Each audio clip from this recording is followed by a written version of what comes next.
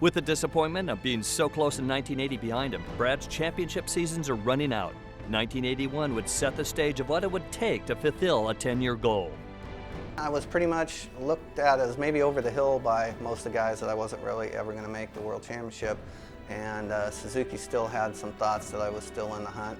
And I got a ride with Suzuki for 81 and 82, a 2-year deal. They were quite interesting. They had, I believe their philosophy was that they built the bike, you're the rider, and ride it. They hadn't really been in the 500 class since Roger DeCoster's win in '75, so their bikes were pretty much 5 years behind. Again, mechanical frustrations on the new Suzuki and then an injury with a broken foot would provide motivation to Brad and his hand-picked team not to let the next season slip by like so many others without a championship. They were willing to listen, but maybe didn't change as quick as we needed to change, so we had to take a few things into our own hands. The companies do the shocks or the forks, and you know, you have to fight with those guys too to try to get things worked out. At the beginning of the '82 season, when we got to Paris, that's where we all met up, and we had brought along what we had been working on during the off season. It was what it was. There was a couple things that they didn't like that were very visual. They were in the management somewhere, came up and just asked Brad to take the forks off, and then after he refused, they cornered me and told me that I shouldn't be allowing him to use the fork and that I was interfering with their business. I said, do you want to go win the race, the World Championship, or do you want to lose? And the engineer told me, we lose, take it off. And I said, sorry, I'm winning. I don't care what you guys do, I'm going to go win.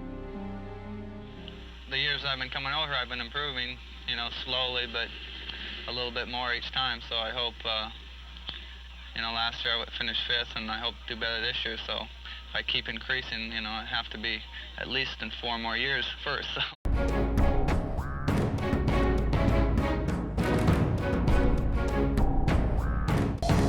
The Motocross Files has been brought to you by Lucas Motorcycle Oils. It works. Troy Lee Designs, for the world's fastest racers. With his equipment performing where he wanted it, Lackey's 1982 strategy of consistent podium finishes was beginning to pay off. By the USGP of Carlsbad, he was leading against another Belgian, Suzuki teammate Andre Vromans. And going out at Carlsbad, I had a 20-point lead on him with Canada, England, Belgium, and Luxembourg to go. The gap closes after the British round, but Lackey still holds the lead. The series heads to Namur in Belgium, Vromans' home turf. And now we're 10 points away and we're going to Belgium, which is Namur, which is dangerous as hell track.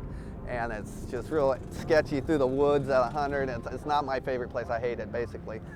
Brad would ride conservatively in front of a nationalistic Belgian crowd, allowing Vromans the win, but now a narrowed lead of only 4 points. So now we're down to like, I think it was 4 or 6 points going into the last round at Luxembourg. And I felt real confident. I knew I had him won there.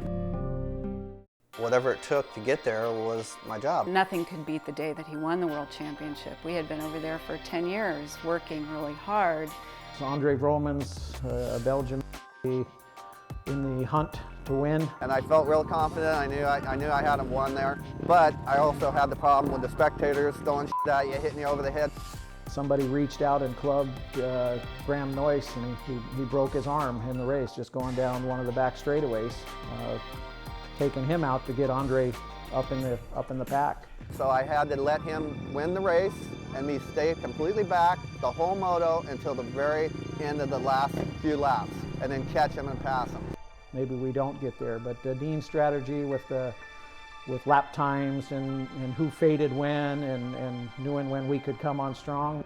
We had a plan all set up for this. I've been checking, my trainer Dean, he'd been checking every lap time of every rider for the last 5 races. We had every guy's lap time from start to finish in both 2 45-minute motos, and we knew each guy how many seconds he slows down into the race and what point and everything. I think I recall on the pit board was, again, stick to plan. I let him go 27-second lead, and I had to wait till there was 5 laps left. As it gets closer and you start seeing that 2-lap flag and what have you, the adrenaline starts flowing, and you know your chance for error is much greater. Sitting there killing myself, dying, you know, going, he's 27 now, are you crazy? We can't win. So I said, Dino, show me when it's 5 laps. So when it's 5 laps, I'm going. So I pinned it, I caught him, I passed him with a half a lap to go, and he was crying. He didn't know I was coming like that. So I won that moto, he got second, and that just killed him, you know. And then my lead went up a little bit more, but I still had to finish the race. All I had to do was finish in front of him or right behind him, I would have won. And he screwed up at the start, and I just cruised around in 3rd place, and he never caught me, so that was it. In the end, it panned out, but if you would have told me that the first race that was our approach, I would have had a hard time. But the last Grand Prix, it made sense, but we knew there was a lot on the line, and if it didn't work, it would have been second again. Nothing could probably ever top that day. That was really a big highlight.